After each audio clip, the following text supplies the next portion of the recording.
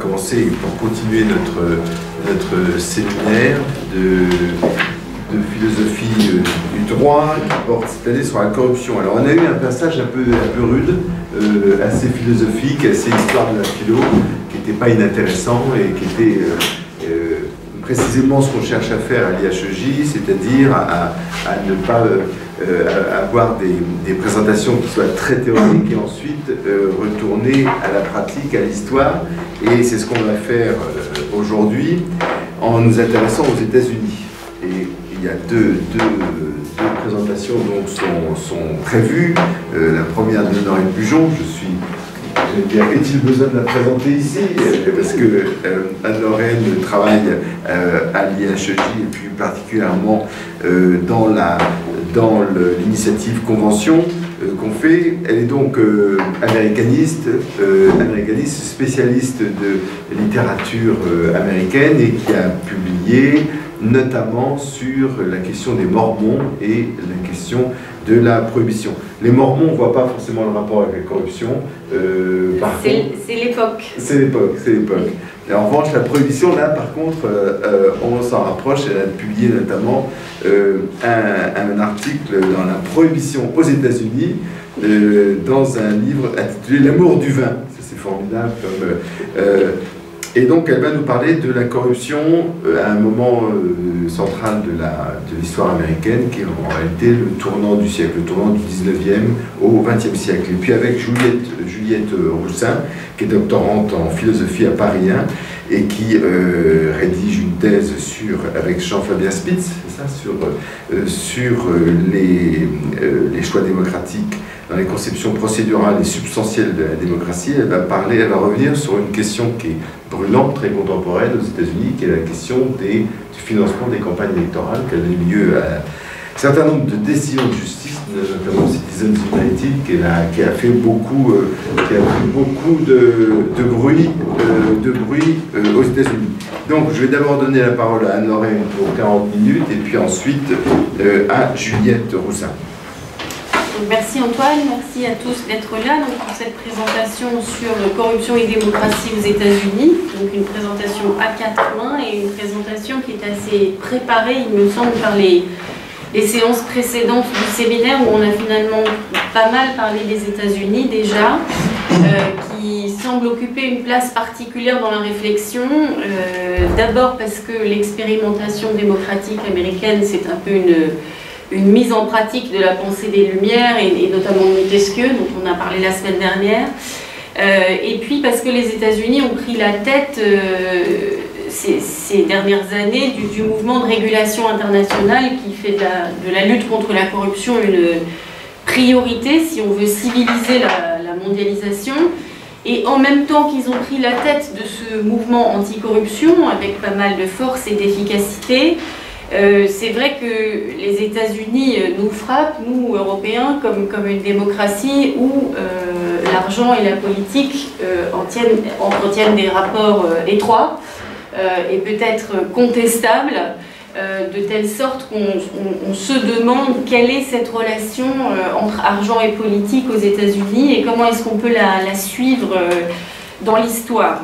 Donc c'est ce que je voulais vous proposer pour aujourd'hui, c'est de suivre cette idée de corruption et de lutte contre la corruption dans l'histoire américaine et en s'arrêtant un peu plus longuement sur trois moments. Donc je propose de découper les choses comme ça, avec un petit avertissement au lecteur. Donc ça ne pourra pas être un exposé de philosophie du droit parce que je ne suis pas juriste et je ne suis pas philosophe, donc c'est plutôt un exposé, on va dire, d'histoire des idées politiques ou d'histoire culturelle, aussi parce que je pense que les États-Unis jouent un rôle particulier dans notre imaginaire de la corruption. D'abord parce qu'on est tous nourris des films de Hollywood sur la mafia, par exemple, la prohibition, et après, mais même avant le cinéma, les caricatures politiques, par exemple, c'est pour ça que je vous en ai mis dans les petits polycopiés que j'ai préparés. Et puis la naissance du journalisme d'investigation avec les héros, les muckrakers qui exposent les méfaits des hommes politiques corrompus, tout ça, ça fait partie d'un imaginaire culturel aux États-Unis qui me paraissait intéressant d'essayer aussi de suivre. Donc, pour ce qui est du découpage historique, petite hypothèse de travail, qui aurait 3 moments peut-être particulièrement significatifs si on s'interroge sur les relations entre corruption et démocratie aux États-Unis. Donc, le moment de la fondation de la République américaine, la Révolution américaine. Donc, je vais en dire quelques mots, j'irai très vite, mais juste pour rappeler quelques points qui semblent importants pour comprendre la suite. Et puis un deuxième moment qui donc moi me semble assez fascinant dans cette histoire des liens entre corruption et démocratie, qui est ce tournant entre le 19e et le 20e siècle. Donc c'est difficile d'être très rigoureux avec les dates, mais on va dire que la période qui m'intéresse, c'est grosso modo la période qui va entre la fin de la guerre civile, la guerre de sécession, donc 1865, et l'élection de Franklin Roosevelt en 1932. C'est-à-dire, et on peut resserrer encore un peu sur les 2 périodes que les historiens appellent habituellement l'âge doré, the Gilded Age, les années de 1870 à 1890, puis l'ère progressiste. Pareil, elle est difficile à dater avec précision, mais on va dire à peu près de 1890 à 1920. Et donc pour terminer sur une évocation de la prohibition, qui me paraît être une sorte de point culminant, un paroxysme, un moment où se cristallise un ensemble de tensions qui se préparaient pendant tout le 19e siècle américain, et évidemment une époque de très grande corruption. Et puis le 3e temps, donc pour essayer de comprendre cette relation entre corruption et démocratie aux États-Unis, ce serait l'époque contemporaine, avec le mouvement de dérégulation, mais aussi tout ce qui se passe dans le domaine du financement des campagnes électorales. Et là, donc, je laisserai la parole à Juliette Hussin pour nous en parler. Alors, juste quelques petits mots très rapides sur la fondation des États-Unis, parce que ce sont des choses que vous connaissez certainement. Mais un petit choix sur ce que je pense utile d'en dire en matière de corruption. D'abord, les États-Unis ont été fondés 2 fois, on pourrait dire ça, on pourrait dire qu'ils ont été fondés 3 fois aussi. Mais là, je vous propose de dire qu'ils ont été fondés 2 fois. Une première fois en 1620 par ce petit groupe de dissidents protestants, les Pilgrims, qui arrivent donc sur les côtes de la Nouvelle-Angleterre pour construire une nouvelle Jérusalem, la cité sur la colline. Donc c'est une minorité qui veut vivre tranquillement sa forme de dissidence religieuse. Ce sont des calvinistes, rigoristes, pour qui évidemment l'homme est corrompu, point de départ. Hein, et c'est quelque chose qu'on retrouvera, je pense, à plusieurs... c'est toujours là en filigrane, cette fondation des États-Unis par ce groupe de puritains. La deuxième fondation, celle qu'on cite plus souvent, c'est celle de la déclaration d'indépendance en 1776, hein, avec cette séquence déclaration d'indépendance, guerre d'indépendance, convention de Philadelphie et la Constitution en 1789, l'adoption de la Constitution. Donc, ce qui me semble important de rappeler, mais après la séance de la semaine dernière, je pense qu'on est assez au point, c'est que les institutions politiques américaines, telles qu'elles sont créées par les pères fondateurs, ce sont des institutions qui sont pensées avant tout pour contenir le pouvoir. Donc, on part de cette vision, qui est là aussi chez Montesquieu, le pouvoir corrompt par définition. Et donc le pouvoir absolu corrompt absolument. Donc il faut construire des institutions qui permettent de contenir le pouvoir. C'est un système politique qui est construit contre le pouvoir.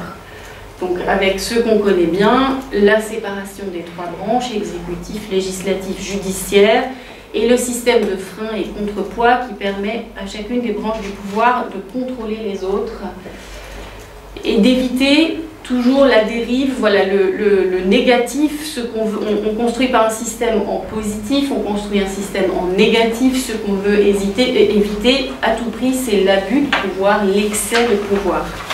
Alors juste quelques petits commentaires pour insister sur certains points. Ça, c'est vraiment l'idée centrale. Maintenant, quelques autres idées qui peuvent être utiles.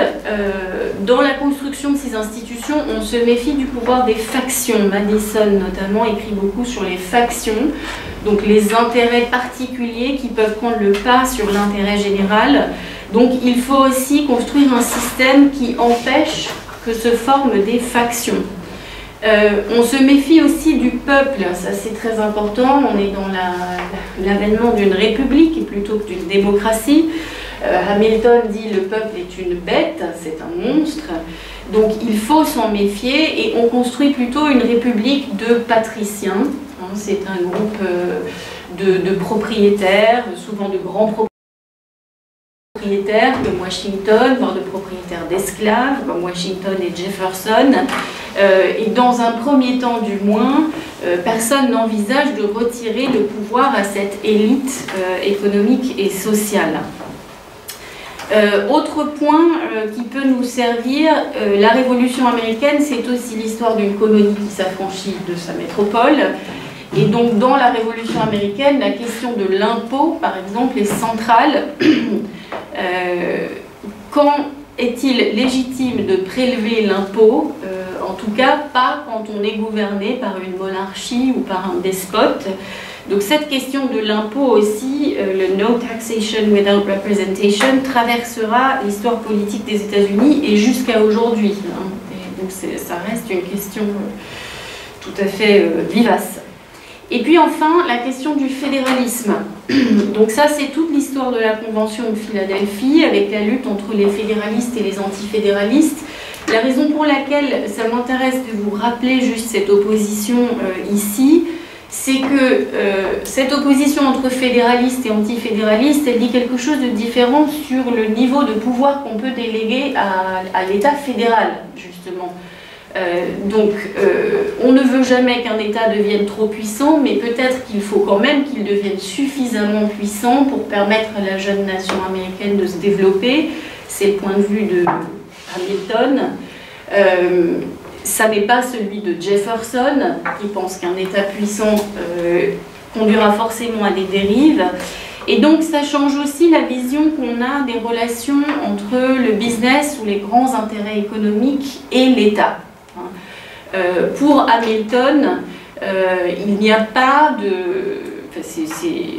Hamilton entrevoit un avenir brillant pour la jeune nation américaine si elle se lance dans le commerce international, elle s'industrialise, elle développe ses villes, elle développe la finance, et tout ça grâce à un gouvernement fédéral qui s'assurerait que les élites économiques et sociales tiennent le pays et permettent de le développer. Alors, pour Jefferson, au contraire, ces préconisations conduisent à toutes les dérives et risqueraient de dévoyer les acquis démocratiques de la Révolution et de transformer les États-Unis, d'en faire un pays aussi corrompu que l'étaient les vieilles monarchies européennes. Donc il se méfie énormément de ces préconisations qui permettraient le développement d'une nouvelle aristocratie financière. Donc le risque, c'est toujours l'aristocratie, l'oligarchie ou la plutocratie, comme on peut voir dans les caricatures et les dessins que je vous ai fait passer. Et à cela, Jefferson oppose toujours l'idéal plutôt d'une république agraire, une république de petits propriétaires qui seraient les défenseurs de la vertu républicaine. Donc cette tension entre Hamilton et Jefferson, elle est là aussi et elle traverse toutes les périodes qui nous intéressent. Alors, j'en viens à mon tournant du siècle, à cette période qui m'a paru particulièrement intéressante en termes de corruption, dès que j'ai commencé à en parler avec Antoine et Édouard. Alors pourquoi le tournant du siècle, c'est une période de transformation extrêmement radicale et extrêmement rapide des États-Unis. C'est une transformation économique, sociale, politique, qui conduit à des grandes concentrations de pouvoir, des grandes concentrations de richesses. Et c'est une période où la relation justement entre le big business et le gouvernement est vraiment le cœur, c'est vraiment le moteur de la transformation des États-Unis en la grande puissance qui dominera le XXe siècle. Et ce moment de transformation radicale et rapide, c'est un moment d'effervescence qui favorise l'éclosion de ce qu'on peut appeler des systèmes corruptifs.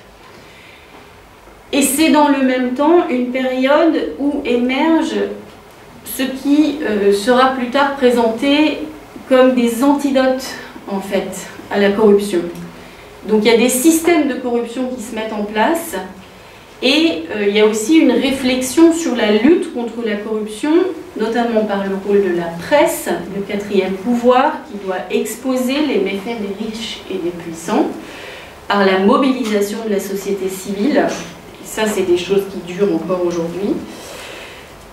Autre antidote possible, les tribunaux et le rôle des juges et des procureurs lorsqu'ils ne sont pas corrompus. Et il y a plusieurs personnages héroïques de cette période qui parviennent à nettoyer des villes.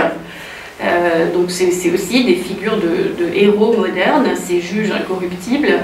Et puis, troisième antidote possible, une réaffirmation ou une nouvelle affirmation du rôle de l'État pour contrôler les riches et les puissants, comme ce qu'on a vu un peu dans l'exposé sur Machiavel, où l'État est le seul tiers qui puisse surplomber finalement ce face-à-face entre ceux qui veulent plus de pouvoir et de richesse et ceux qui veulent simplement ne pas être dominés.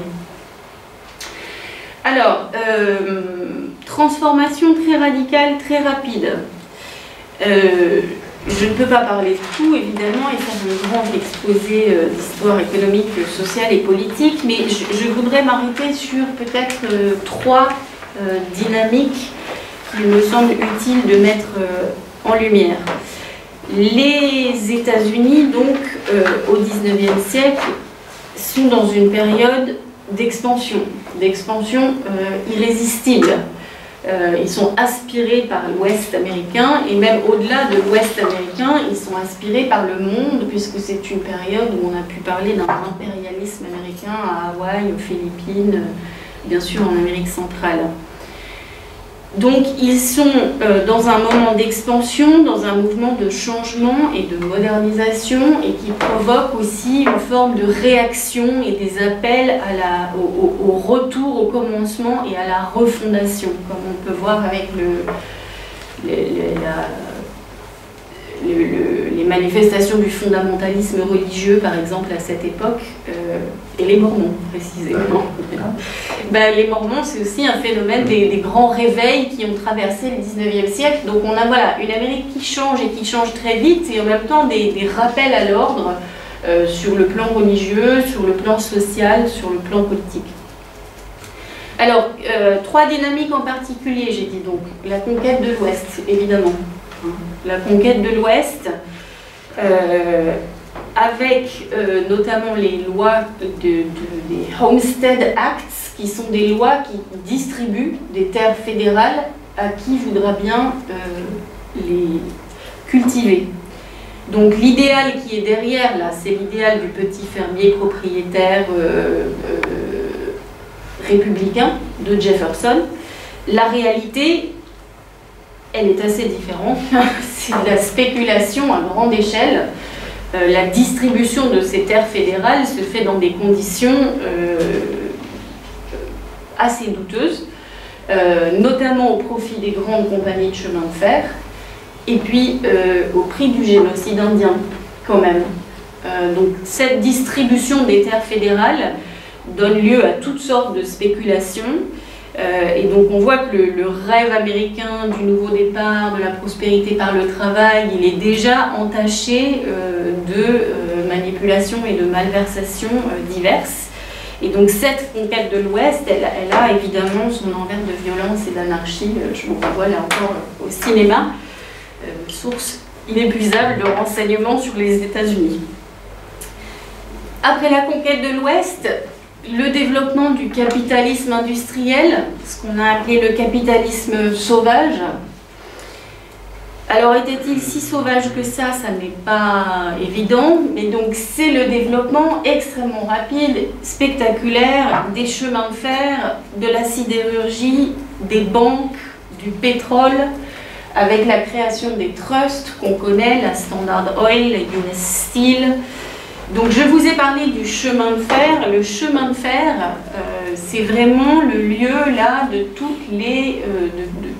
les deals louches, donc les conditions dans lesquelles les grandes compagnies de chemin de fer ont obtenu leurs concessions sur les terres fédérales, des prêts souvent colossaux, pareil, de l'État, des exemptions d'impôts, des subventions.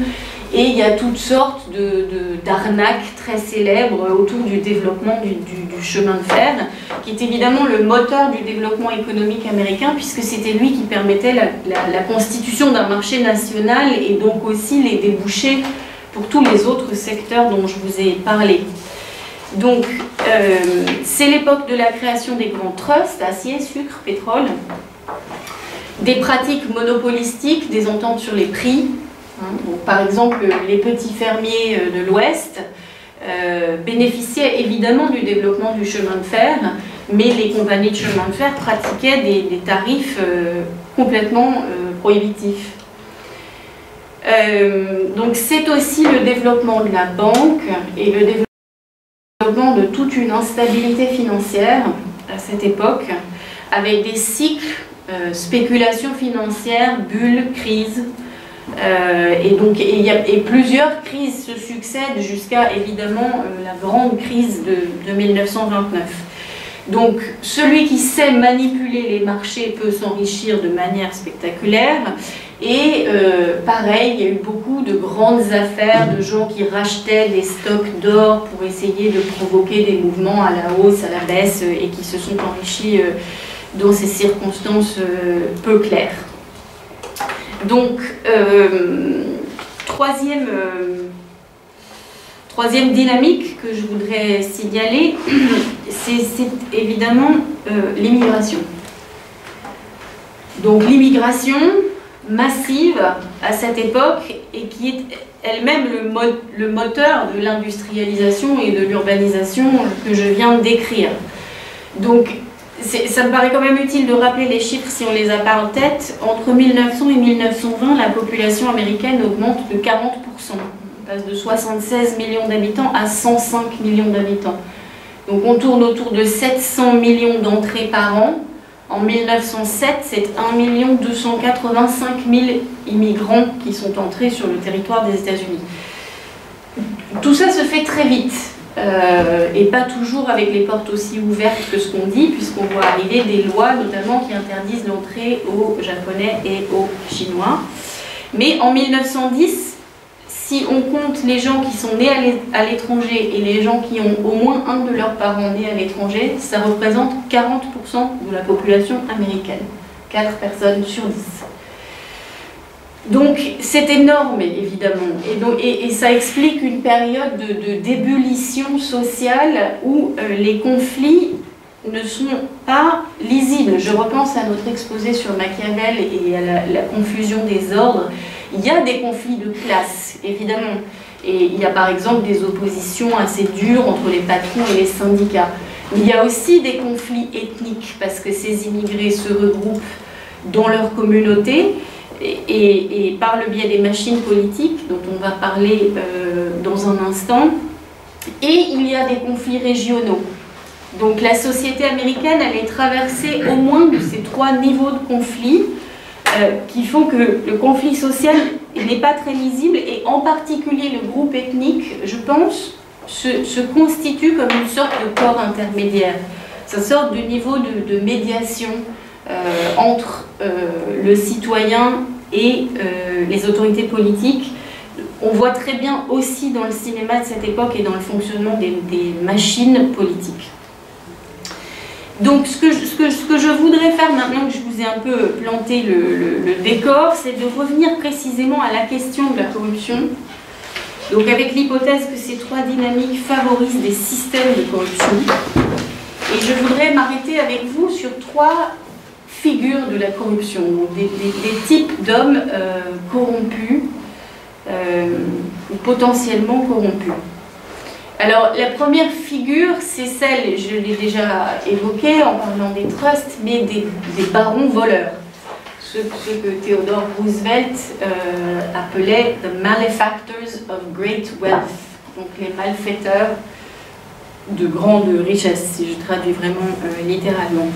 Donc, si on prend JP Morgan, John Rockefeller, Andrew Carnegie ou Jay Gould, tous ces tycoons de l'industrie naissante, ce sont des figures extrêmement ambivalentes. Et je repense aussi à notre exposé de Machiavel où on parlait d'ambivalence.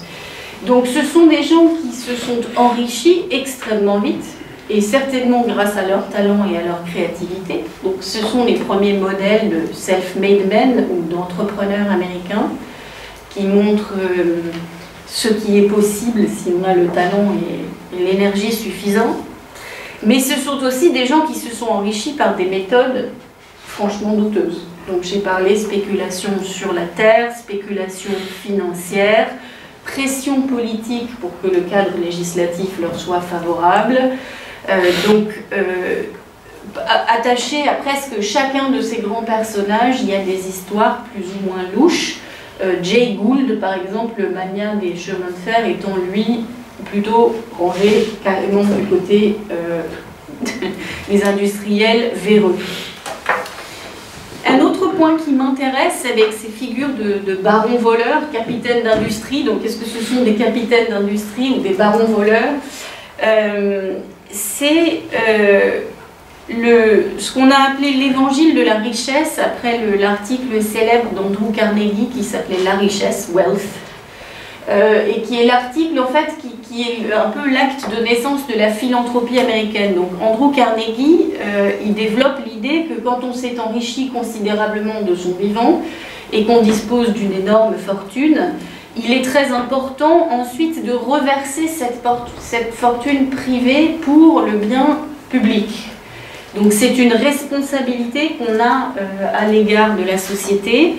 Et effectivement, tous les noms que je vous ai donnés là, ce sont des gens qui ont permis le financement de bibliothèques, de musées, d'universités. Donc ce sont les premiers grands philanthropes. Mais donc il me semble qu'on a un retournement. On a dit que la corruption, c'était l'utilisation de biens publics à des fins privées. Ici, on a une sorte de retournement aussi avec ces barons voleurs qui vous expliquent que leur fortune privée doit être utilisée pour le bien public. Et c'est la condition à laquelle ils ont le droit de jouir de ces fortunes privées démesurées, en fait. Alors, je m'arrête un instant pour prendre les images que je vous ai préparées. Donc la première, c'était pour le débat moderne sur la plutocratie, mais voilà, je voulais juste attirer votre attention sur la caricature ici qui représente Rockefeller. La première caricature qui représente Rockefeller m'intéresse évidemment parce que vous voyez qu'il est tout de suite associé à la monarchie, voire l'empire.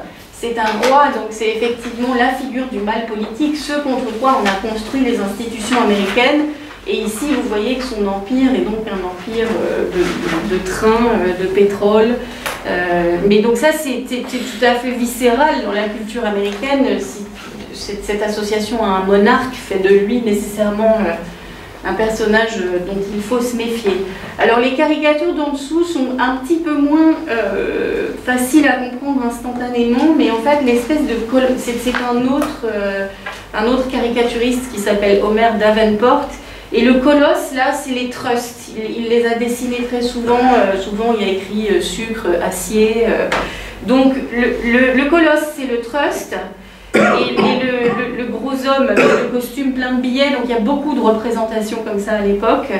En l'occurrence, c'est Mark Hanna qui était le manager de campagne de McKinley et qui était un faiseur de rois, on disait, et qui distribuait de l'argent, enfin qui achetait les élections littéralement. Donc Mark Hanna, c'est une des figures troubles de l'époque. Et donc vous voyez dans l'autre caricature de Homer Davenport, on voit donc les trusts avec Mark Hanna d'un côté et le président McKinley tout petit, la statue de la justice qui surplombe.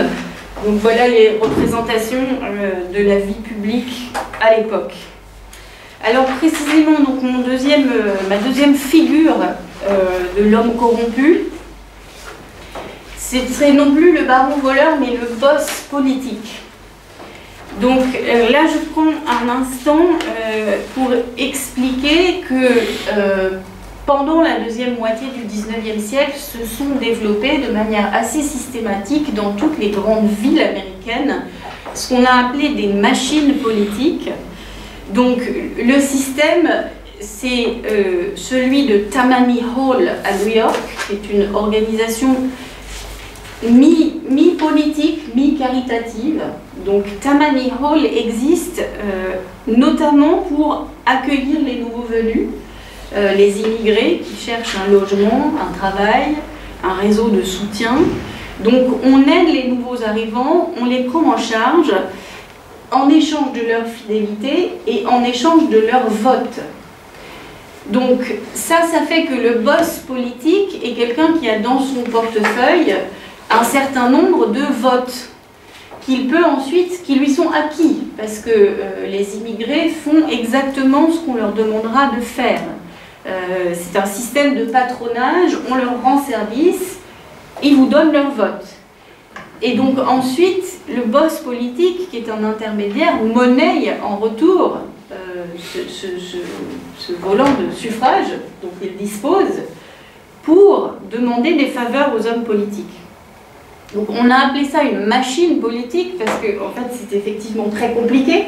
C'est un système à plusieurs étages où tout le monde est dans la main de tout le monde, mais qui fait de ce boss politique un personnage extrêmement important et qui conduit à un système où au niveau municipal, et c'est là que sont les foyers de corruption essentiels à la fin du XIXe siècle, tous les marchés publics sont truqués, tous les congressmen touchent de l'argent pour voter plutôt comme ci que comme ça.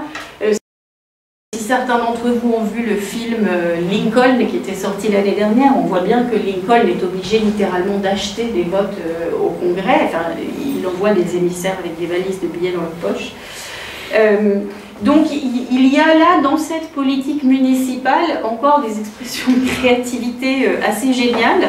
Et ces boss politiques qui sont des entrepreneurs de génie, donc il y a un certain nombre de figures bien connues, le boss Thompson à Chicago, le boss Tweed à New York, qui ont également été beaucoup caricaturés. Donc c'est la suite de ce que vous voyez là, le portrait du boss Tweed avec un sac de dollars à la place de la tête, et celle-ci qui est très célèbre, qui est celle du cercle de corruption à New York dans ces années-là, qui est dénoncé par le caricaturiste Thomas Nast. Donc, qui a volé l'argent du peuple? C'est lui, hein, et où il renvoie tous l'intermédiaire au boss politique, au maire, au trésorier, voilà. Donc ce système de corruption municipale, la dernière caricature s'y rapproche aussi, In Counting There is Strength. Ce système de corruption municipale, il repose sur l'extension du suffrage qui avait été poussé par Jackson au début du siècle. Hein. Donc on a maintenant un suffrage universel, mais avec un certain nombre de votes qui peuvent être achetés et qui peuvent être achetés sur des bases communautaires. C'est le principe de la machine politique. Troisième figure, et il faut que je me dépêche un petit peu, la figure du mafieux. Donc elle arrive un peu plus tard aussi dans l'histoire. Donc la figure du mafieux qui était à la fois archaïque et moderne, évidemment la figure d'Al Capone, la plus connue, mais en réalité quand on s'intéresse un peu à ça, on voit qu'il y a tout un tas de gangsters très célèbres, là de la première moitié du XXe siècle, qui sont tous, là encore ça me semble important de le signaler, des immigrés de première ou de deuxième génération. Tous ces patrons du crime organisé sont des immigrés. Ce sont des entrepreneurs, ils sont à la tête d'une organisation très hiérarchique qui est organisée comme une corporation ou un syndicat du crime. Et ce sont des figures bien sûr de la terreur et de la violence, mais ce sont aussi des figures paternalistes, ce sont aussi des figures de patrons, ce sont des gens qui protègent les gens qui leur font allégeance. c'est aussi un système de clientèle et de patronage, mais c'est un peu comme l'envers criminel du spoil system ou du système de patronage légal qui lui aussi donc, avait été créé par Andrew Jackson dans un grand mouvement de démocratisation au début du XXe siècle. Ce sont aussi des figures qui soignent leurs relations publiques. Al Capone, en fait, on dispose d'un très grand nombre de photos de lui qui montrent à quel point c'était un personnage public qui cherchait aussi l'approbation des foules et qui s'occupait d'œuvres caritatives. Al Capone a organisé la soupe populaire pendant toute la dépression à Chicago. C'est lui qui a nourri les pauvres. Donc on voit aussi ces ambivalences. Donc question à la fin de ce mouvement et avant de parler de la prohibition, j'ai fait allusion donc à l'extension du suffrage sous Jackson et au spoil system qui fait qu'on donne tous les postes politiques aux gens qui vous ont soutenu. La question du coup pour moi à ce stade c'est est-ce que la démocratie de masse dans l'histoire des idées politiques aux États-Unis, est-ce qu'elle représente une cause de la corruption ou un remède à la corruption? Et je pense que c'est les deux. C'est-à-dire que c'est l'utilisation par des factions extrêmement déterminées et plus ou moins criminels, d'un volant de suffrage qu'ils peuvent utiliser pour faire pression sur les hommes politiques. C'est ça qui permet à ces systèmes corruptifs dont je vous ai parlé de se mettre en place. C'est la possibilité de manipuler les votes. Mais si la démocratie de masse est la cause de la corruption à cette époque, c'en est aussi le remède. Donc, et je renvoie au travail de ces journalistes d'investigation, ces muckrakers qui viennent gratter dans la boue pour voir ce qui s'y passe et qui appellent en fait le peuple à se réveiller et à demander des comptes à ses dirigeants. Donc, la corruption est-elle venue d'en haut ou d'en bas? Ces journalistes d'investigation disent les deux. Elle est venue d'en haut parce qu'il y a des individus qui ont profité d'un système, elle est venue d'en bas parce que le citoyen n'a pas fait son travail, qu'il n'a pas été vigilant, qu'il n'a pas demandé des comptes, qu'il n'a pas bien utilisé son vote. Donc ça, c'est ce qui inspire des ouvrages comme celui-ci de Lincoln Stevens, The Shame of the Cities, qu'on cite souvent comme étant le début du journalisme d'investigation aux États-Unis, qui est une série d'articles sur la corruption municipale. Et puis les photos de Jacob Riis sur la pauvreté et la misère ouvrière aussi au tournant du siècle. Alors, je vais parler de la prohibition et conclure. Alors finalement, tout ça, c'était que des prétextes pour parler de la prohibition, qui me semble être un épisode à la fois très étonnant et très parlant. Donc je vais essayer d'aller vite et puis j'espère qu'on pourra y revenir pendant les questions. Donc la prohibition, elle se déroule de 1919 avec le passage du 18e amendement qui interdit la vente d'alcool, la vente et le transport d'alcool, mais pas sa consommation. Et le 21e amendement qui abrogera le 18e en 1933. Donc la prohibition 1933. Simplement, et c'est pour ça que je suis passée par la grande fresque, je pense que cet épisode n'est pas compréhensible sans toutes les mutations radicales que je viens de vous décrire dans le demi-siècle qui la précède. Donc c'est un épisode tout à fait étrange. Et donc on peut d'abord se demander d'où il vient, quelles sont les explications. Et je vais essayer de vous l'expliquer très rapidement comme un double mouvement de progrès et de réaction.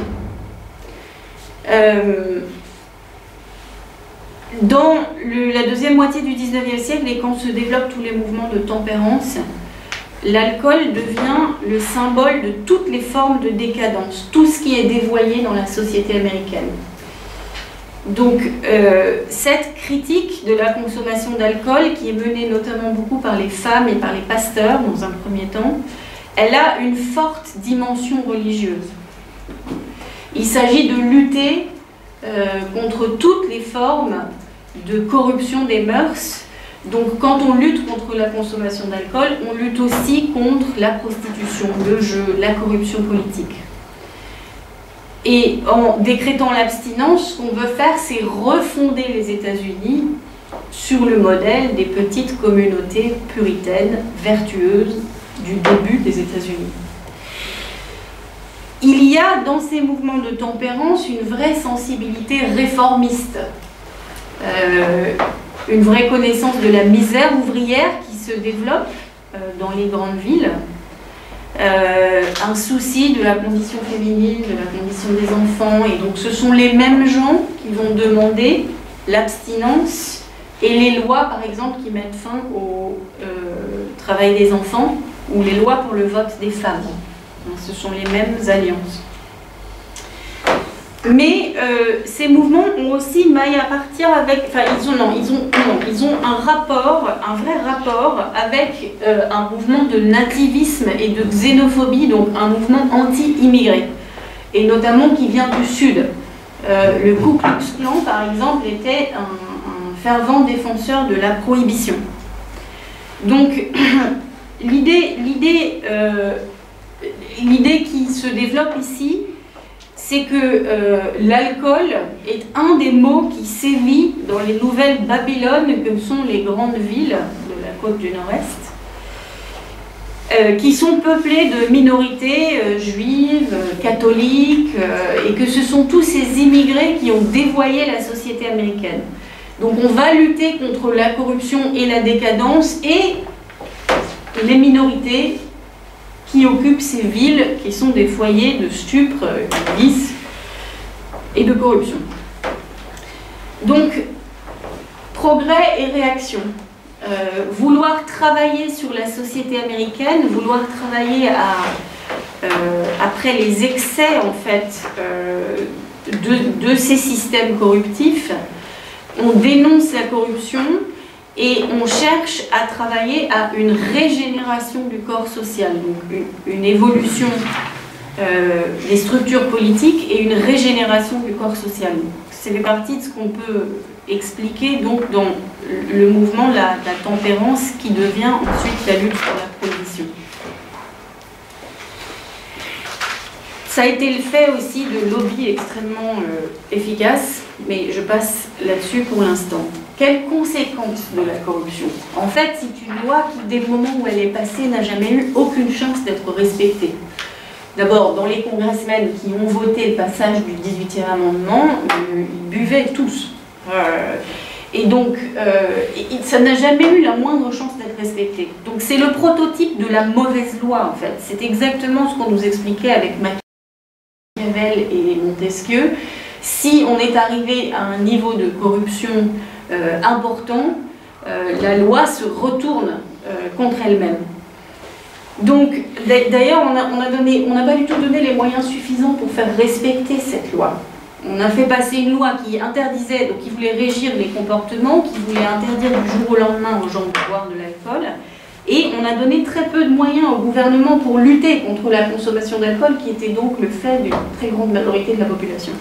Donc on s'est mis dans une situation littéralement impossible, et le rôle de enforcement de la prohibition, pour faire enforcer la prohibition, on se tourne vers qui? Vers l'administration fiscale.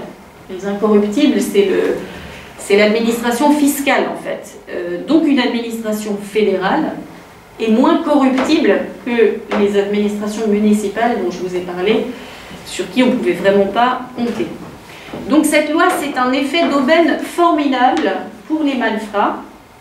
Il y avait déjà du crime organisé, il y avait déjà des mafias juives, irlandaises, italiennes, mais alors là, c'est un marché fantastique qui s'ouvre devant elle avec le trafic d'alcool et le crime organisé explose littéralement. Dès les premiers temps du trafic de drogue organisé par ces mafias, on met de côté de l'argent pour payer les maires, les juges, la police. Ça fait partie du plan de développement des mafias. Donc, on voulait lutter contre la corruption, mais on l'aggrave, c'est évident.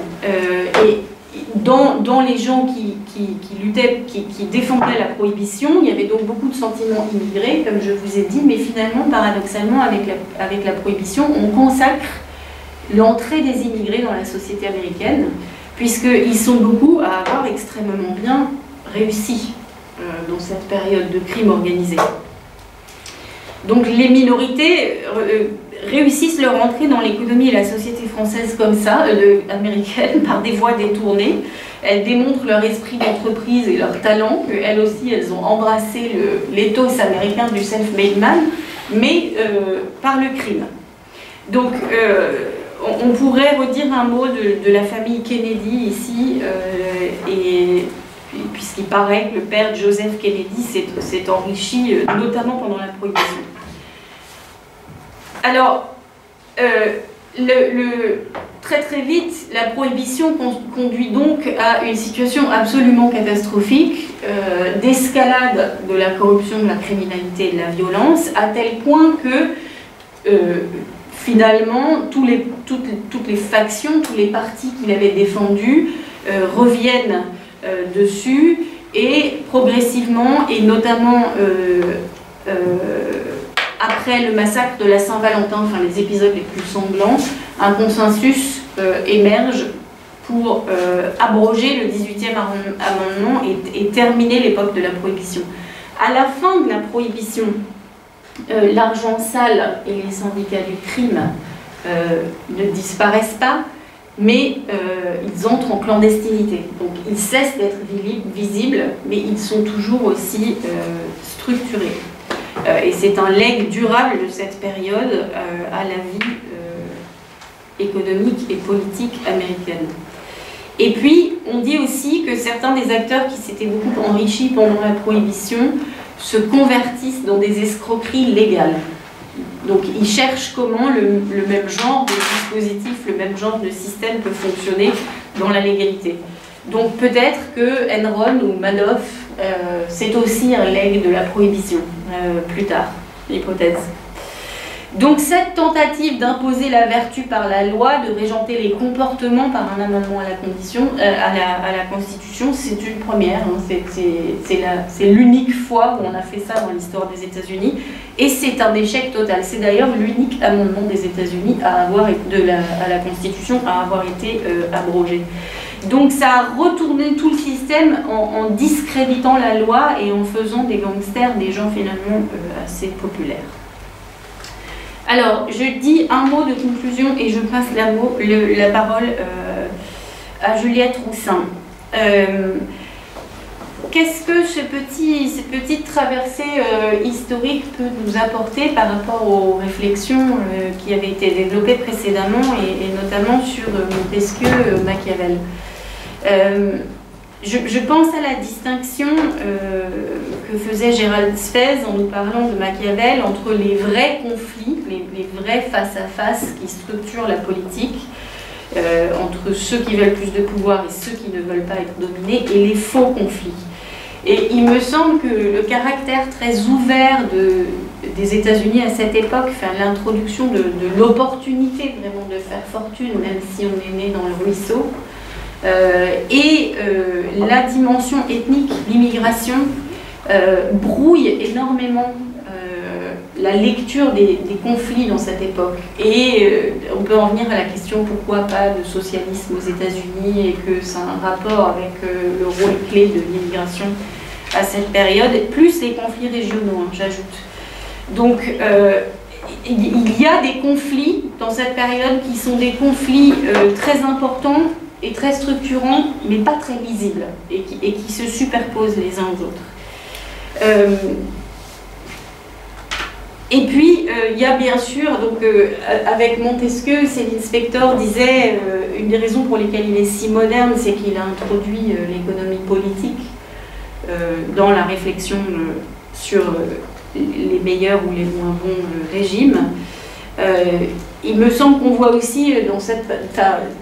Ça illustre ce que dit Montesquieu et ça le dépasse en fait. Les fondateurs de la Révolution, enfin à la Révolution américaine, s'inquiètent surtout des concentrations de pouvoir politique, mais ce qu'on voit prendre forme à cette époque, c'est le rôle des concentrations de pouvoir économique, les concentrations de richesse, et du coup, comment est-ce qu'elles s'articulent avec un système démocratique qui, dans la même période, est de plus en plus démocratique, c'est incontestable. On vote de plus en plus, voilà, tout le monde peut voter, donc il y a un vrai mouvement démocratique et il y a un vrai mouvement de concentration du pouvoir économique.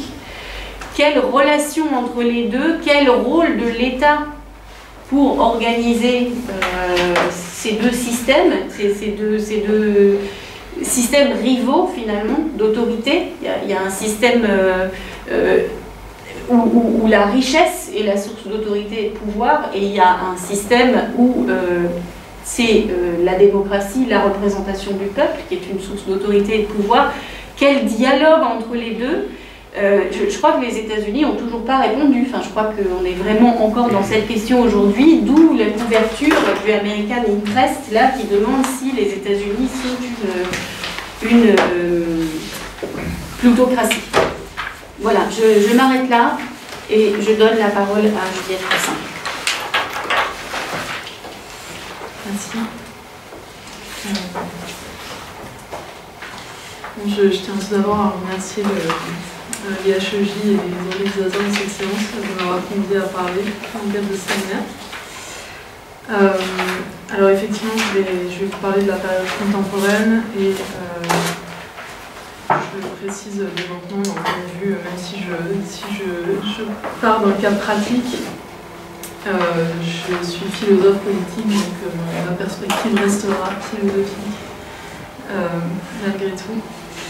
Je voudrais me pencher sur un phénomène relativement récent dans la démocratie américaine qui a été rendu possible par deux décisions judiciaires de 2010 qu'on désigne généralement du monde de Citizens United. Je veux parler de l'intervention massive dans les campagnes électorales de ce qu'on appelle les super PAC. Alors les super PAC, ce sont des sortes de gigantesques organisations politiques très richement dotées qui œuvrent à recueillir les contributions électorales non soumises à plafonnement de personnes physiques et morales, et ce pour les traduire en publicité électorale au moyen de ce qu'on appelle des dépenses indépendantes, je reviendrai là-dessus, qui sont elles aussi déplafonnées. Et l'apparition de ces super PAC a eu un impact colossal sur la dernière campagne présidentielle aux États-Unis, puisque plus d'1 million de publicités électorales a été diffusée au total, pour un coût de près d'1 milliard de dollars. Alors, ce que je voudrais essayer de faire ici, c'est de montrer que la domination des super PAC sur le déroulement des campagnes électorales pose à nouveau frais la question de la corruption, et plus particulièrement de la corruption électorale, c'est cette forme qui m'intéresse ici, à laquelle la démocratie américaine s'expose. Plus précisément, je vais essayer de montrer que le système américain de financement des publicités électorales développe une forme de corruption grise, c'est-à-dire qu'il favorise la banalisation de pratiques contestables ou ambiguës, en rendant la frontière entre ce qui est licite et ce qui n'est pas difficilement discernable. L'idée, c'est que les règles de financement des campagnes rendent possible un clair-obscur moral, propice au développement d'une corruption électorale qui est d'autant plus redoutable, à mon avis, qu'elle échappe à une qualification juridique certaine. Alors, pour montrer ça, je vais m'appuyer sur deux définitions de la corruption. Selon une première exception, qui fonde aussi la qualification juridique de la corruption politique, la corruption consiste en un échange de faveurs entre un corrupteur et un corrompu, le premier étant généralement un acteur privé, et le second un fonctionnaire public qui mésuse de son pouvoir en vue d'obtenir des avantages particuliers. Et selon une conception plus large, qui est héritée de la tradition de pensée républicaine dont vous avez entendu parler visiblement dans les séances précédentes, la corruption se comprend comme le détournement ou la confiscation de ressources publiques, et notamment du pouvoir politique, à des fins privées. Donc, dans cette perspective républicaine, la corruption se résout en une privatisation ou en une domination des intérêts particuliers de quelques-uns au détriment de l'intérêt de tous. Alors, je vais tâcher de montrer que le système américain de financement des campagnes électorales encourage la corruption dans ces deux acceptions, quoi qu'il le fasse, encore une fois, toujours dans une zone grise. Premièrement, eh ben, il va falloir se demander à partir de quel seuil contribuer indirectement à l'élection d'un candidat en diffusant des publicités en sa faveur équivaut à acheter son appui futur.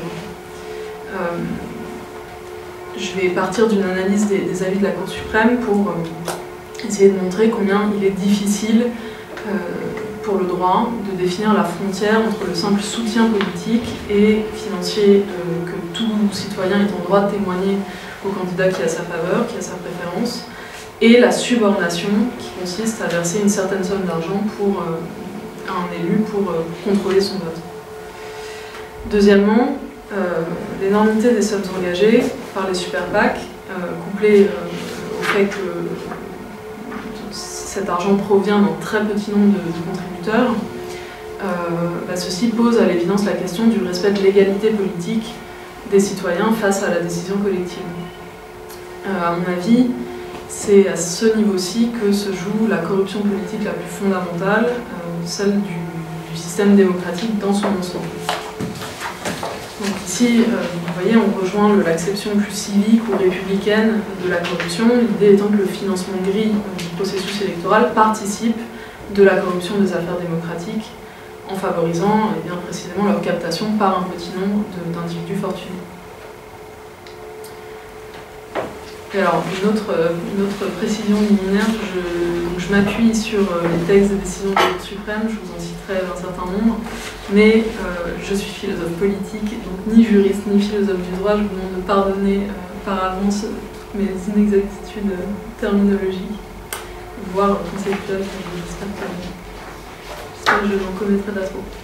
Alors, mon exposé va s'organiser de la façon suivante. Je vais d'abord vous dresser un tableau rapide, mais quand même nécessaire du système des super PAC et puis également vous expliquer la position de la Cour suprême sur le sujet. Mon deuxième point portera sur la question de la corruption électorale et je développerai dans un troisième temps cette idée d'une corruption plus systémique de la démocratie. Alors, donc oui, dans un premier temps, je voudrais simplement vous rappeler le contexte technique, légal et jurisprudentiel dans lequel s'inscrit l'arrêt Citizens United de 2010, des arrêts. Au début des années 1970, le Federal Election Campaign Act, le FECA, est passé. C'est la première loi systématique en matière de financement des campagnes électorales aux États-Unis, en tout cas la première loi qui est effectivement mise en œuvre. Alors cette loi prévoit entre autres de limiter les contributions qu'un particulier a le droit de verser pour soutenir un candidat à son équipe de campagne, à son parti ou à un comité d'action politique ou PAC. Alors qu'est-ce que c'est que ces PAC? Le FECA est défini comme des comités, des clubs, des associations politiques qui sont indépendants des partis et qui disposent de fonds propres qui sont destinés à soutenir un candidat ou un parti. Alors, quelle forme prend plus précisément ce soutien? D'abord celle de contributions directes, mais en fait, les contributions directes des PAC à la campagne d'un candidat sont rigoureusement contrôlées. C'est-à-dire qu'encore aujourd'hui, un PAC, c'est des sommes ridicules, un PAC ne peut pas donner plus de 5 000 $ par élection à un candidat, ni plus de 15 000 $ par an à un parti. C'est rien. Donc le reste des fonds des PAC va à ce qu'on appelle des dépenses indépendantes, dont je parlais précédemment, c'est-à-dire à des dépenses entreprises sans la coopération ni la supervision du candidat, de son équipe de campagne ou de son parti. Et aujourd'hui, l'essentiel de ces dépenses indépendantes va à la production et à la diffusion médiatique de spots électoraux. Alors, dans les années 70, le FECA prévoyait, en plus du plafonnement des contributions électorales, une stricte limitation des dépenses de campagne des candidats, ainsi que des dépenses indépendantes effectuées par les PAC. Et c'est exactement ce versant de la loi que la Cour suprême va mettre en cause 2 années après le passage de la loi, en 1976, dans l'arrêt Buckley contre Valeo. cette décision, Buckley, marque le début d'un long conflit entre le Congrès et la Cour sur la question du financement des campagnes électorales. Donc l'arrêt Buckley reconnaît la constitutionnalité de la limitation légale des contributions directes de campagne, elle la reconnaît d'ailleurs notamment au nom de la nécessité pour la démocratie américaine de lutter contre, de se protéger contre la corruption. Mais en revanche, l'arrêt pose qu'il est anticonstitutionnel de limiter les dépenses électorales des candidats, ainsi que les dépenses indépendantes des individus et des PAC qui désirent exprimer publiquement leur adhésion ou leur soutien au candidat de leur choix. Alors, on comprend que Buckley établit une différence de régime entre les contributions et les dépenses électorales des individus et des comités politiques.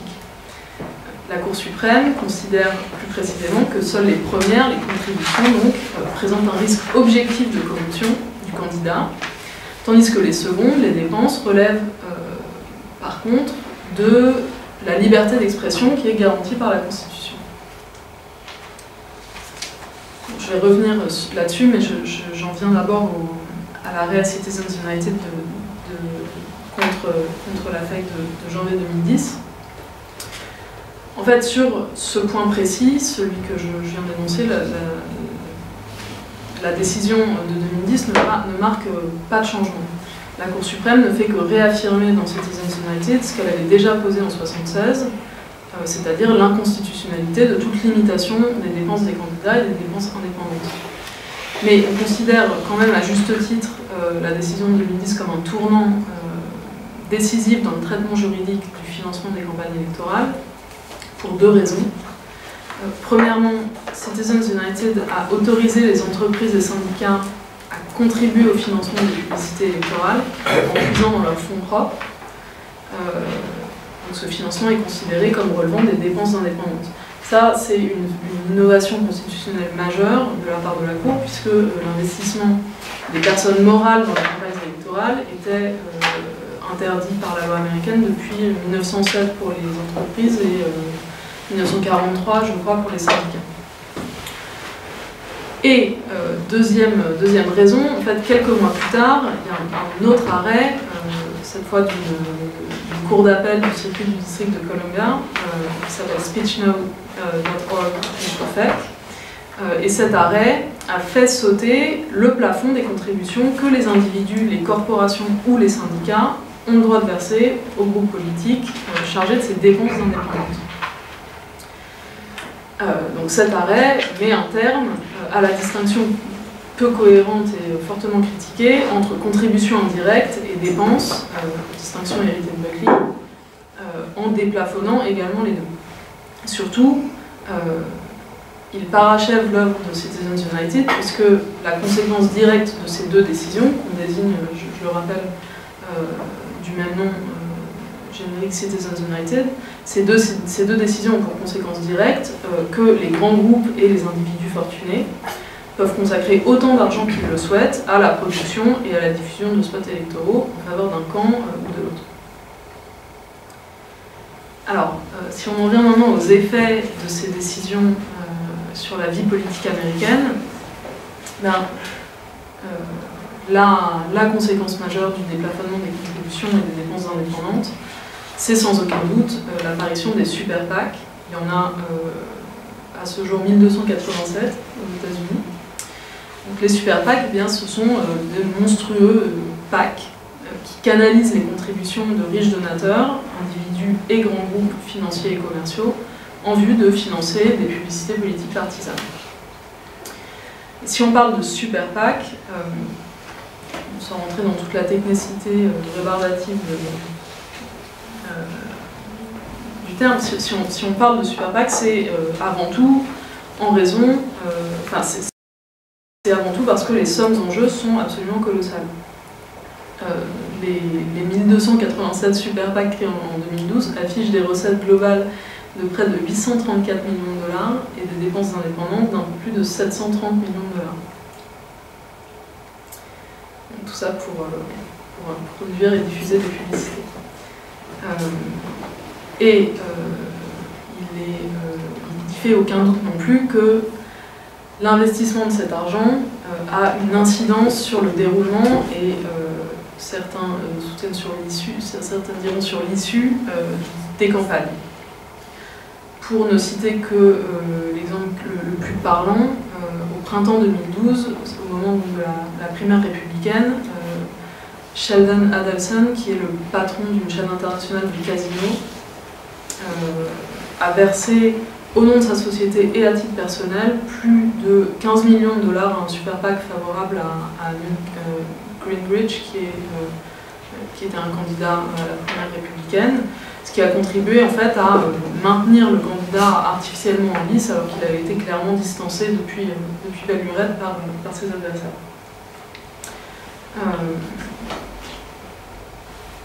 Alors, au vu de ces chiffres, évidemment, on ne manquera pas de se demander pourquoi la démocratie américaine est si réticente à réglementer le financement des campagnes électorales, alors que au Canada et dans la plupart des pays européens, ce financement est réglementé. Alors, cette réticence a avant tout, je l'ai signalé en passant, des motifs constitutionnels. C'est, je l'ai dit, au nom du premier amendement de la Constitution, qui protège la liberté d'expression de toute législation par le Congrès, que la Cour suprême américaine s'oppose à la limitation des dépenses des candidats et des super PAC. La position officielle de la Cour en cette matière, c'est que fixer un seuil légal pour les dépenses de campagne revient à entraver la liberté d'expression des candidats et des donateurs. Depuis Buckley, l'argumentaire n'a pas varié.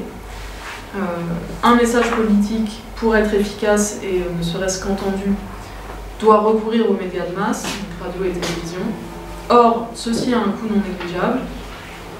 Donc nécessairement, il faut de l'argent pour être en mesure de communiquer ses idées politiques et par conséquent, restreindre les dépenses entrave le droit des individus à s'exprimer politiquement. Donc la formule qu'on retient de Larry Buckley, c'est « Money is speech », l'argent c'est du discours.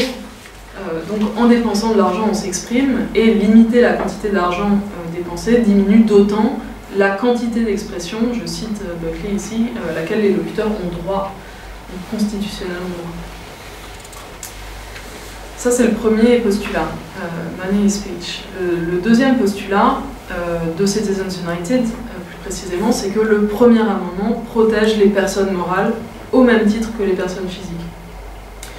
Donc selon cette conception, les syndicats et entreprises privées sont des entités morales et des acteurs déterminants de l'économie qui ont, à ce titre et au même titre que les particuliers, des opinions politiques propres qu'ils ont le droit de faire valoir et de faire connaître publiquement. La Cour va même jusqu'à dire dans Citizens United que dénier aux entreprises et aux syndicats le droit de s'exprimer politiquement reviendrait à opérer une discrimination injuste entre les personnes. Et suivant le raisonnement de la Cour, à travers leurs dons à des super PAC, les entreprises et syndicats contribuent à, je cite, la discussion, au débat et à la dissémination des informations et des idées, et tombent donc à ce titre sous la protection du premier amendement. Du coup, eh bien, voilà, ils doivent pouvoir dépenser sans compter pour diffuser leurs opinions politiques. Troisième présupposé, c'est, selon la Cour, dans sa dimension non plus expressive, mais proprement informative, que la liberté d'expression serait entravée par un plafonnement des dépenses électorales. Le premier amendement remplit en effet une double fonction. Il protège à la fois la liberté d'expression des locuteurs et la libre information des auditeurs. Or, le raisonnement est le suivant. En limitant les dépenses électorales, on réduit d'autant, je cite Buckley, le nombre de problèmes discutés, la profondeur de leur examen et la taille du public atteint. Et du coup, eh bien, il devient plus difficile pour les électeurs de s'informer, d'accéder à l'information. Et cette information est elle-même moins complète et diverse. La Cour conclut par conséquent que toute limitation quantitative imposée aux campagnes politiques restreint par définition la somme de l'information publique. Et évidemment, la Cour ne manque pas de faire remarquer qu'étant donné la fonction démocratique bien connue de la liberté d'expression, eh bien, la restriction des dépenses publicitaires aurait un effet funeste sur le processus démocratique lui-même. L'argument, c'est que sans l'ouverture et sans la pluralité de l'information politique que rend possible l'illimitation des dépenses publicitaires, eh bien, l'exercice du droit de vote est dépourvu de sens et de légitimité parce que les électeurs ne sont plus en mesure de se déterminer en toute connaissance de cause.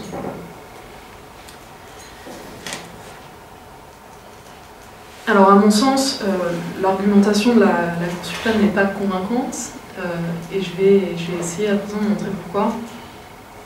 Je voudrais notamment suggérer qu'elle échoue en fait à prendre au sérieux le problème de la corruption soulevé par l'illimitation des dépenses et contributions électorales. Et plus précisément, je vais examiner en quoi le système de financement et de diffusion des publicités électorales par les super PAC éveille deux soupçons légitimes de corruption. Corruption du candidat d'abord et corruption de la démocratie ensuite, sans que cette corruption sous ses diverses formes soit jamais qualifiée légalement comme telle. J'en reviens au deuxième point, la corruption subornation des élus et des financeurs. En matière de finances électorales, la corruption prend d'abord la figure familière de la subornation, bribery, ou de l'échange de faveurs, quid pro quo corruption. Alors, la loi électorale américaine et la Cour suprême avec elle prennent tout à fait au sérieux ce risque de corruption électorale. Et donc, pour limiter la possibilité qu'un candidat dont la campagne aurait largement bénéficié du soutien financier de certains donateurs, pour limiter la possibilité que ce candidat apporte une fois au pouvoir son soutien politique aux intérêts de ses donateurs précisément, la loi américaine reconnaît à l'État ce qu'elle appelle un intérêt supérieur à lutter contre la corruption et son apparence. Et en vertu de cet intérêt supérieur, eh bien, la liberté d'expression peut être limitée dans les cas où on juge que si elle n'était pas limitée, eh bien, elle mettrait en danger l'intégrité du processus électoral. Et donc, c'est ce qui fonde la limitation des contributions. C'est bien pour éviter que les élus promettent à leurs contributeurs les plus généreux de les remercier par une contrepartie politique qui compromettrait par là l'équité électorale et représentative, que la loi plafonne les contributions directes que les individus et les PAC peuvent verser aux candidats. Alors bien sûr, la question qui vient à l'esprit immédiatement, c'est pourquoi est-ce que ce qui vaudrait pour les contributions n'est pas également vrai des dépenses et des dépenses indépendantes? Pourquoi le même argument? J'ai perdu ma page. Pourquoi excusez-moi. Pourquoi est-ce que le même argument ne pourrait pas limiter les dépenses publicitaires des particuliers et les contributions perçues par les super PAC? Alors, la Cour suprême s'appuie sur un argument principal pour refuser de généraliser l'argument de l'intérêt supérieur de l'État. Celui-ci est l'indépendance des super PAC. La Cour suprême considère que les contributions et dépenses qui proviennent des super PAC ne constituent pas, par principe, des tentatives de corruption parce qu'elles sont réalisées en toute indépendance par rapport aux candidats. Les publicités qui plaident en faveur d'un candidat ne sont ni contrôlées ni consenties par ce dernier lorsqu'elles sont émises par les super PAC. Et, je cite Buckley, cette absence d'entente préalable et de coordination réduit le danger que les dépenses soient offertes en contrepartie d'engagements malhonnêtes. D'après la Cour, les dépenses indépendantes ne sont pas des contributions déguisées, elles ne font que participer de la liberté qu'a chacun d'exprimer ses opinions politiques. Alors, en réalité, plusieurs associations ont fourni abondance de preuves indiquant que les super PAC travaillent en collaboration étroite avec les candidats auxquels ils apportent leur soutien. Souvent, en fait, ce sont d'anciens proches conseillers des candidats qui sont à la tête des super PAC. Et même avant Citizens United, il était connu que les groupes indépendants, les PAC, produisant des communications électorales, informent les candidats des contenus des spots avant leur diffusion et s'entendent avec eux sur l'opportunité ou non de leur diffusion, justement. Du coup, l'argument d'indépendance ne tient pas, puisque en réalité, les candidats sont très demandeurs de ces publicités indépendantes, en particulier lorsqu'elles sont négatives, puisqu'ils savent bien qu'elles vont servir leur cause aussi efficacement que s'ils les avaient émises eux-mêmes, voire dans le cas des publicités négatives encore plus efficacement. Et symétriquement, les PAC conçoivent leurs dépenses publicitaires comme d'authentiques contributions à l'avancée de la campagne. Et ils espèrent bien, en contrepartie, obtenir certaines faveurs une fois le candidat parvenu au pouvoir. Donc, les candidats dépendent tout autant de l'action des super PAC que des contributions directes qu'ils perçoivent pour leur élection. Et à cet égard, les entreprises et contributeurs privés disposent bel et bien d'un moyen de pression assez immense sur les candidats. D'ailleurs, des études récentes montrent bien que le petit nombre de riches donateurs privés ayant participé au plus gros de la production publicitaire est assuré d'avoir l'oreille attentive de ceux qui la contribuent à faire élire.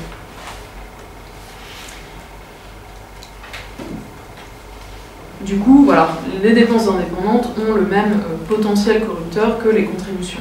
En échange du financement de publicité électorale indépendante, les contributeurs attendent des candidats élus qu'ils servent certains intérêts, qu'ils apportent leur soutien politique à certains projets ou empêchent au contraire certaines réglementations d'aboutir.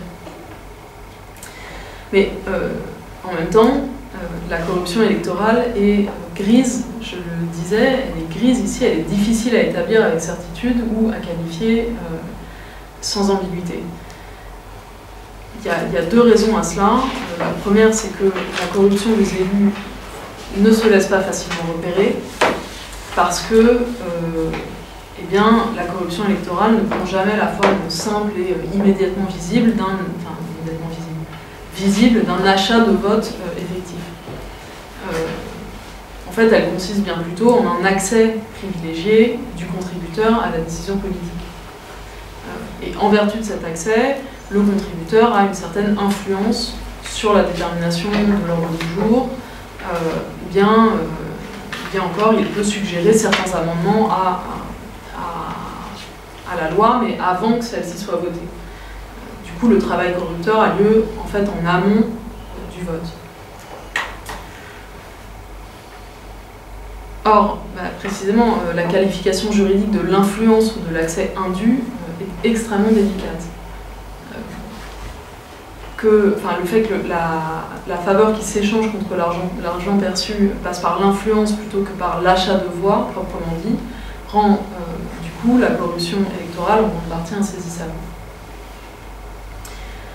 Ça, c'est pour la première raison. La deuxième raison tient au caractère effectivement flou de la ligne de démarcation entre la simple contribution financière et la subornation ou le pot de vin. C'est tout à fait remarquable pour notre propos que la Cour suprême n'ait jusqu'à présent jamais vraiment réussi à distinguer clairement entre ces deux catégories de contribution et subornation. Dans une opinion de 72, le juge Brennan admet ainsi que la frontière entre l'influence légitime et le pot de vin avéré est parfois plus une question de point de vue qu'un fait objectif. Et il ajoute un peu plus loin que pour un parlementaire, se soumettre à des pressions politiques dans l'espoir de recevoir un soutien politique et financier n'est pas en soi contraire à l'éthique. Et encore moins, on le comprend, à la loi. Et alors, à l'occasion du même arrêt de 72, le juge White, dans une opinion dissidente, renchérit en faisant valoir qu'un représentant qui s'évertue à servir les intérêts de ceux qui l'ont élu, et parmi ceux-là, des groupes de pression qui ont substantiellement contribué à sa campagne, ne fait somme toute qu'exercer son devoir de réactivité électorale. Alors, ces avis des juges Brennan et White, minoritaires en 72, vont s'imposer en fait 20 ans plus tard dans l'arrêt McCormick contre United States, qu'il vaut la peine à mon avis de citer un peu longuement. L'arrêt McCormick dit « Quoique les considérations éthiques et les apparences puissent indiquer, soutenir que les législateurs commettent le crime fédéral d'extorsion quand ils agissent en faveur de leurs électeurs ou défendent une loi qui promeut les intérêts de certains de leurs électeurs, peu de temps avant ou après la sollicitation et la réception de contributions de campagne provenant de ces bénéficiaires, est une interprétation irréaliste. » Alors c'est intéressant, le choix de cet adjectif, ce serait irréaliste de parler de corruption ici. A contrario, justement, on pourrait affirmer que c'est de fait par pur réalisme politique que la Cour refuse de parler de corruption à propos de l'influence politique des riches contributeurs. Pourquoi ? Parce que s'exprimer autrement, ça risquerait d'exposer à des poursuites un type de conduite qui est littéralement inévitable tant que les campagnes électorales seront financées par des contributions ou des dépenses privées, comme le fait remarquer encore la Cour dans McCormick. Donc cet aveu, l'aveu en dit long à mon avis, c'est-à-dire que faute de frontières objectives entre réactivité légitime et trafic d'influence, la Cour choisit de circonscrire au plus près les cas de corruption plutôt que d'endiguer le flot d'argent privé dans les campagnes. Du coup, elle choisit de restreindre l'appellation de corruption électorale au cas avéré de subornation ou d'échange de faveurs. Du coup, voilà, seules les contributions électorales directes dépassant le seuil qui leur est prescrit peuvent être juridiquement qualifiées de tentative de corruption. Alors, il me semble que cette identification de la corruption à la seule subornation est réductrice et contestable. Au contraire, on pourrait tout à fait arguer que la corruption électorale recouvre un domaine bien plus vaste que le pur et simple achat de voix, de vote, et on pourrait ajouter qu'il n'est pas hors de portée du droit de distinguer entre influence légitime des électeurs sur les décisions de leurs élus et l'influence indue de quelques donateurs. Alors, ça semble quand même possible. En tout cas, ça semble possible au juge Stevens, qui est l'auteur d'un avis minoritaire particulièrement virulent dans Citizens United et qui note dans cet avis que la corruption peut prendre de nombreuses formes. La subornation en est peut-être le cas paradigmatique, mais la différence entre vendre un vote et vendre un accès est de degré et non de nature, et la vente d'un accès ne diffère pas en qualité de la préférence spéciale accordée à ceux qui ont dépensé de l'argent en notre nom. Alors, ce qui sous-tend ici la remarque de Stevens, c'est l'idée que réduire la corruption au phénomène individuel du pot de vin, c'est en fait un moyen bien commode de masquer la corruption plus générale et systémique qui est rendue possible par ce système de financement des campagnes électorales aux États-Unis. Cette corruption plus générale, que l'on peut appeler corruption de la démocratie si l'on veut, c'est celle qui se produit lorsque les décisions démocratiques sont prises sous l'influence dominante de riches contributeurs qui disposent d'un accès privilégié au pouvoir décisionnel. Donc c'est sur cette conception plus républicaine, disons, de la corruption que je voudrais me pencher à présent.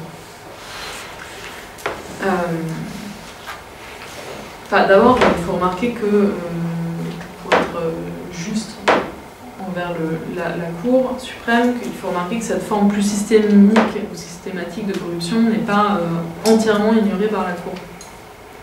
Dans une décision de 90, c'est l'arrêt Austin contre la Chambre de commerce du Michigan, la Cour a en effet affirmé que les entreprises privées qui contribuent de façon illimitée aux spots de campagne des candidats et qui injectent d'immenses quantités de richesses, je cite l'arrêt, dans le processus électoral, que ces entreprises ont des effets destructeurs et déformants sur ce processus lui-même. Et la Cour va plus loin, c'est-à-dire qu'elle identifie à ce moment-là ces effets destructeurs et déformants et une forme de corruption, analytiquement distincte de la stricte subornation. la corruption qu'avait en vue la Cour dans Austin déborde en fait le simple échange de faveurs et elle recouvre plus largement le détournement des ressources publiques par des acteurs privés, et ce au profit de leurs seuls intérêts particuliers. Alors, Citizens United a renversé Austin et du coup a rejeté cette idée que l'illimitation des dépenses indépendantes des entreprises privées pouvait exposer l'ensemble du système démocratique à une corruption générale. Je voudrais repartir de la position d'Austin, de l'arrêt Austin, pour suggérer que le financement des spots électoraux corrompt bel et bien l'intégrité démocratique, comme le dit la Cour, et ce, plus particulièrement à 3 niveaux. D'abord,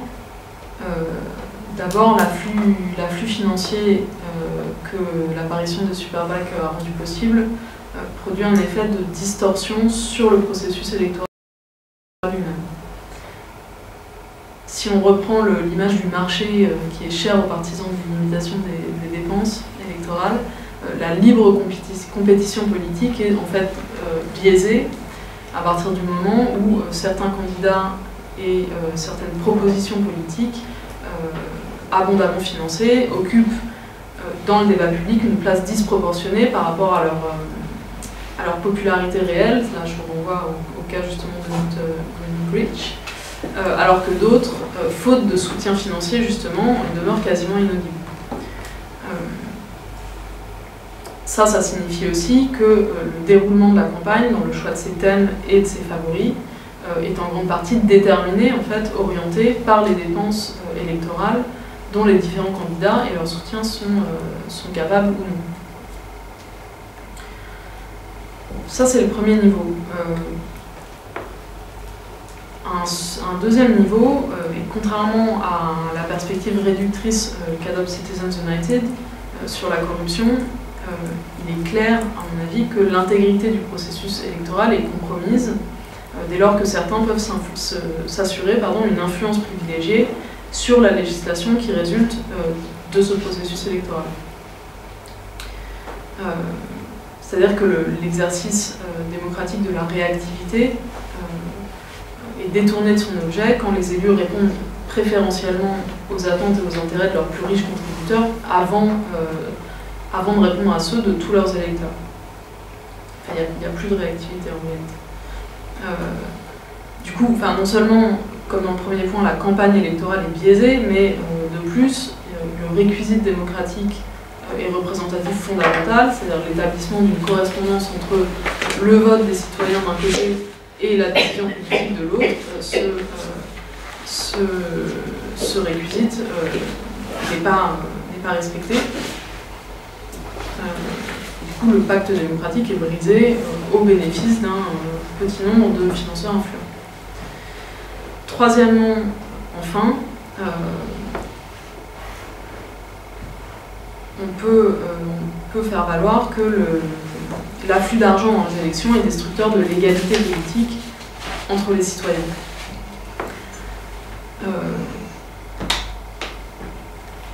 Pourquoi ? Parce que l'opportunité égale de participer à la détermination de la décision politique peut être considérée comme une ressource publique dont chacun dispose en sa qualité de citoyen d'une démocratie, alors que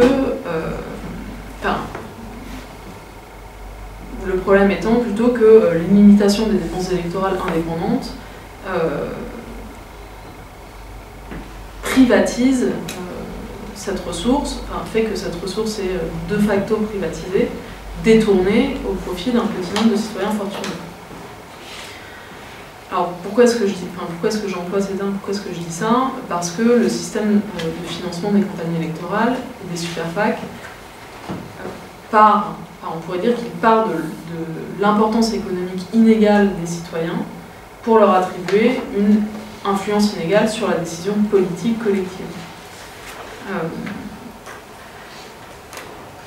C'est-à-dire que comme les citoyens ordinaires qui voudraient faire entendre leur opinion politique et convaincre leurs concitoyens de leur bien fondé, n'ont matériellement aucune chance évidemment de rivaliser avec des entreprises multimilliardaires, par leur contribution de campagne, eh bien, le processus démocratique risque de fait de se transformer en un instrument de satisfaction préférentielle de certains intérêts puissants et identifiés. Alors évidemment, cette influence inégale sur la décision politique collective pose question pour la démocratie, au point que certains sont allés jusqu'à parler d'un vote plural à comparer les contributions privées des individus riches à une forme de vote plural, où en gros les dollars investis conféreraient l'équivalent de votes supplémentaires à ceux qui les distribuent. Et de même que le vote plural, on le sait bien, détourne le sens de l'élection démocratique, qui est fondée sur le principe « un homme, une voix », en accordant plus de voix à certains, et historiquement, généralement, en raison de leur fortune ou de leur capacité supposée. Et bien de même, fixer comme limite de fait aux contributions électorales l'étendue de la richesse respective des citoyens, corrompt l'équité même du processus électoral, en mesurant, encore une fois, l'importance politique de chaque citoyen à l'aune de son poids économique. Alors, je vais m'arrêter là, je voudrais conclure brièvement en avançant l'idée que ce débat qui est en cours, et peut-être de manière indéfinie aux États-Unis, sur les implications corruptrices bénignes des super PAC, oppose plus profondément de compréhension de la corruption en démocratie. Et en réalité de conception de la démocratie, mais je ne vais pas avoir le temps de développer ce point. Selon la conception qui est actuellement celle de la Cour suprême, la corruption électorale, c'est un phénomène sporadique, isolé et strictement individuel. Elle se réduit à la subordination et du coup elle peut être efficacement combattue à l'aide de l'arsenal juridique existant. Si corruption plus générale il y a, selon cette conception, eh bien celle-ci consistera bien plutôt dans les tentatives répétées pour réglementer la libre concurrence électorale, c'est-à-dire que selon cette première conception, toute entrave à la liberté, et en particulier ici à la libre expression des idées politiques, vient fausser et corrompre le système démocratique qui se caractérise par le fait qu'il règne la plus grande liberté possible. Alors au contraire, selon la conception alternative que j'ai essayé d'esquisser aujourd'hui, la corruption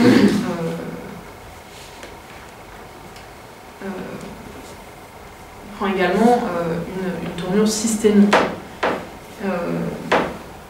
Précisément parce que l'argent n'est pas du discours, contrairement à ce qu'affirmait Buckley, les fauteurs de corruption ne sont pas tant les mesures démocratiques destinées à réglementer l'afflux d'argent dans les élections, et ce en vue de garantir l'égale liberté de tous, que les individus et les groupes qui tirent profit de leur supériorité financière pour acquérir une influence politique privilégiée au sein de l'État.